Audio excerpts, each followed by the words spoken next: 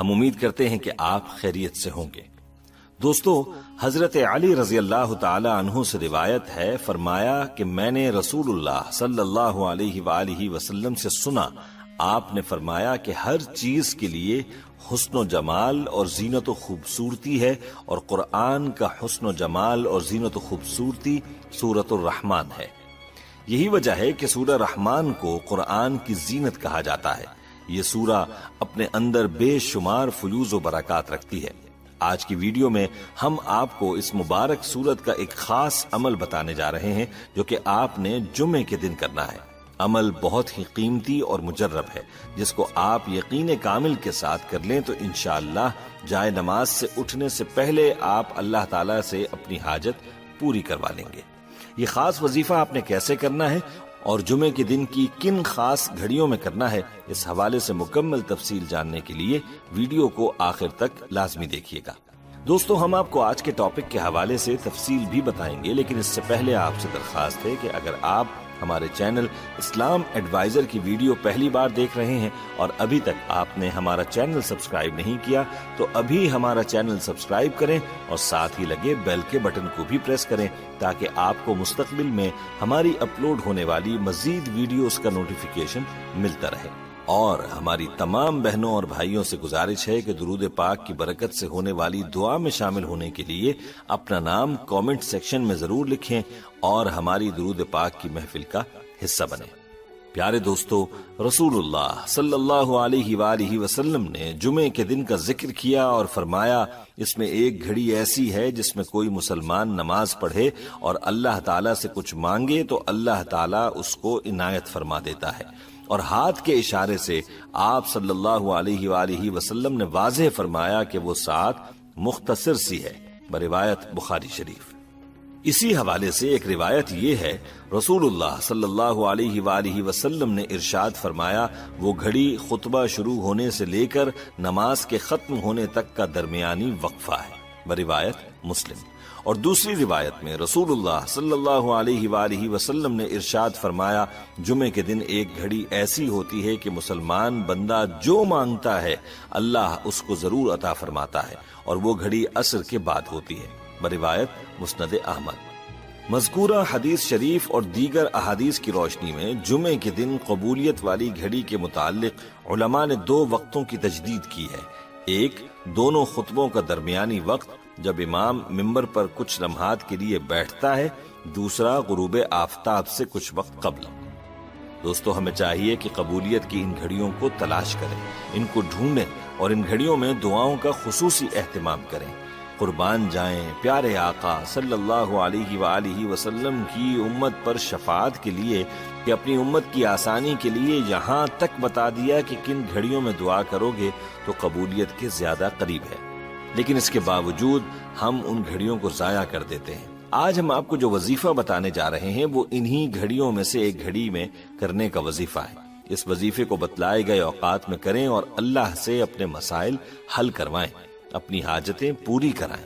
ہمیں تو پیارے آقا صلی اللہ علیہ وآلہ وسلم کی یہ تعلیم ہے کہ اگر جوتی کا تسمہ بھی ٹوٹ جائے تو بھی اللہ سے مانگو، لیکن ہم اللہ کی طرف اس وقت رجوع کرتے ہیں جب ہم کسی بڑے مسئلے میں پھنستے ہیں۔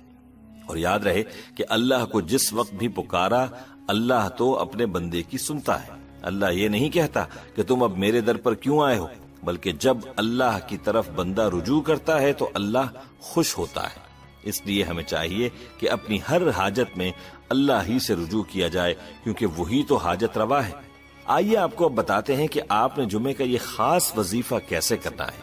اس وظیفے کا طریقہ یہ ہے کہ آپ نے نماز عصر کے بعد اپنی جگہ پر بیٹھ جانا ہے، اور یاد رہے کہ آپ نے ایسی جگہ کا انتخاب کرنا ہے کہ جہاں پر آپ کو قرآن پاک میسر ہو، کیونکہ آپ نے اس عمل میں قرآن پاک سے سورہ رحمان کی تلاوت کرنی ہے۔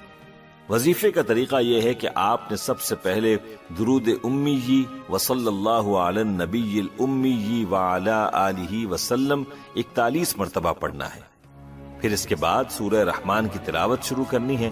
جب آپ اس آیت فَبِأَيِّ آلَاءِ رَبِّكُمَا تُكَذِّبَانِ پر پہنچیں تو آپ نے اس آیت کے بعد 10 مرتبہ اس آیت لا الہ الا اللہ الملک الحق المبین کو پڑھنا ہے۔ یاد رہے کہ جتنی بار بھی سورہ رحمان کے اندر فَبِأَيِّ آلَاءِ رَبِّكُمَا تُكَذِّبَانِ آئے گا، آپ نے اس آیت کے بعد 10 مرتبہ بتلائی گئی آیت کو پڑھنا ہوگا، یعنی لا الہ الا اللہ الملک الحق المبین۔ اور اس آیت کو پڑھتے وقت آپ نے اپنے ذہن میں اپنی حاجت کو رکھنا ہے، جس حاجت کے لیے آپ وظیفہ کر رہے ہیں، اور اس طرح سے سورہ رحمان کی تلاوت مکمل کرنی ہے۔ یاد رہے کہ سورہ رحمان میں فَبِأَيِّ آلَاءِ رَبِّكُمَا تُكَذِّبَانِ والی آیت 31 مرتبہ آئی ہے، اور آپ نے ہر بار اس آیت کے بعد 10 مرتبہ لا الہ الا اللہ الملک الحق المبین کو پڑھنا ہے۔ اس طرح سے سورہ رحمان کے ختم تک اس آیت کی 310 تعداد مکمل ہو جائے گی۔ دوستو، جب سورہ رحمان کی بتلائے گئے طریقے پر تلاوت مکمل ہو جائے تو پھر آپ نے دوبارہ درود امی کو 41 مرتبہ پڑھنا ہے، یعنی وصلی اللہ علی النبی الامی وعلی آلہ وسلم۔ اس کے بعد دعا مانگنے سے پہلے آپ نے 101 مرتبہ استغفار پڑھنا ہے، اور پھر آپ نے اللہ کے حضور نہایت عاجزی کے ساتھ اپنی حاجت کے لیے دعا مانگنی ہے، اور یاد رہے کہ دعا کو آداب کی رعایت رکھتے ہوئے مانگیں، اور دعا رسمی دعا نہیں ہونی چاہیے بلکہ حقیقی معنوں میں دعا ہونی چاہیے۔ حقیقی دعا کون سی ہوتی ہے، اس بارے میں آپ کو مختصراً واقعہ سنائے دیتے ہیں۔ کہتے ہیں کہ ایک مسجد کے باہر ایک نابینا شخص ایک عرصے سے بھیک مانگتا تھا، اور اس کے بھیک مانگنے کا انداز یہ تھا کہ وہ یہ دعائیہ کلمات دہراتا رہتا، اے اللہ مجھے آنکھوں کی روشنی دے دے۔ انہی کلمات کی وہ صدائیں لگاتا رہتا، اور اتفاقاً وقت کا بادشاہ بھی اس مسجد میں وقتاً فوقتاً نماز پڑھنے جاتا رہتا تھا۔ بادشاہ کو اس شخص کے اس انداز سے کوفت ہوئی۔ اس نے سوچا کہ یہ شخص اللہ سے اتنے عرصے سے مانگ رہا ہے لیکن اس کی دعا قبول نہیں ہوتی، اس کا مطلب یہ ہے کہ یہ حقیقت میں دل سے نہیں مانگ رہا۔ ایک دن اس نے مسجد میں داخل ہونے سے پہلے اس شخص کو کہا کہ اگر آج میرے مسجد سے باہر آنے تک تمہاری آنکھوں کی روشنی نہ آئی تو میں تمہارا سر قلم کروا دوں گا۔ اب جب اس بندے کی جان پر پڑی تو اس نے اللہ سے حقیقی معنوں میں گڑ گڑا کر مانگا، اور اپنی جان بچانے کے لیے ایسا مانگا اور ایسا رویا کہ اس کو اللہ نے آنکھوں کی روشنی عطا کر دی۔ جب بادشاہ نماز سے فارغ ہو کر آیا تو اس کی آنکھوں کی روشنی آ چکی تھی، اور یوں اس کی جان بخشی بھی ہو گئی اور اس کی آنکھیں بھی ٹھیک ہو گئیں۔ بادشاہ نے حاضرین کو مخاطب کر کے کہا کہ ہماری دعائیں زبان پر تو ہوتی ہیں لیکن دل سے ہم نہیں مانگتے۔ آج اس شخص کی جان پر بنی تو اس نے دل سے دعا کی اور اللہ نے دعا قبول کر لی۔ دوستو، ہمیں بھی چاہیے کہ دعا مانگنے کا جو حق ہے اس کو ادا کر کے تو دیکھیں، پھر دیکھیں دعا قبول ہوتی ہے یا نہیں۔ آئیے واپس آتے ہیں وظیفے کو مکمل کرنے کی جانب۔ ہم بات کر رہے تھے کہ بتلائے گئے طریقے پر وظیفہ کرنے کے بعد آپ نے دعا کرنی ہے، اور دعا مسلسل مغرب تک یعنی اذان کے ختم تک کرتے رہنا ہے۔ اذان جب ختم ہو جائے تو مغرب کی نماز ادا کریں، اور فرض نماز کے بعد آپ نے 2 رکعت نماز صلاۃ الحاجات پڑھنی ہے، اور صلاۃ الحاجات پڑھنے کے بعد پھر اللہ کے حضور دوبارہ سے نہایت عاجزی کے ساتھ اپنی حاجت کے لیے ہاتھ بلند کرنے ہیں۔ اللہ کے فضل سے آپ کی جو بھی حاجت ہوگی وہ ضرور پوری ہوگی، اللہ آپ کی دعا کو قبول فرمائے گا۔ یہ عمل بہت ہی مجرب و مؤثر ہے۔ یاد رہے کہ یہ عمل جمعے کے دن ان گھڑیوں میں کرنے کا عمل ہے جن کے بارے میں کہا گیا ہے کہ یہ گھڑیاں قبولیت کی گھڑیاں ہیں۔ ان اوقات میں اللہ اپنے بندوں کی جانب خاص التفات فرماتا ہے، لہٰذا اس عمل کو کامل یقین کے ساتھ ضرور کریں، اللہ آپ کی جو بھی مراد ہوگی ضرور پوری فرمائے گا۔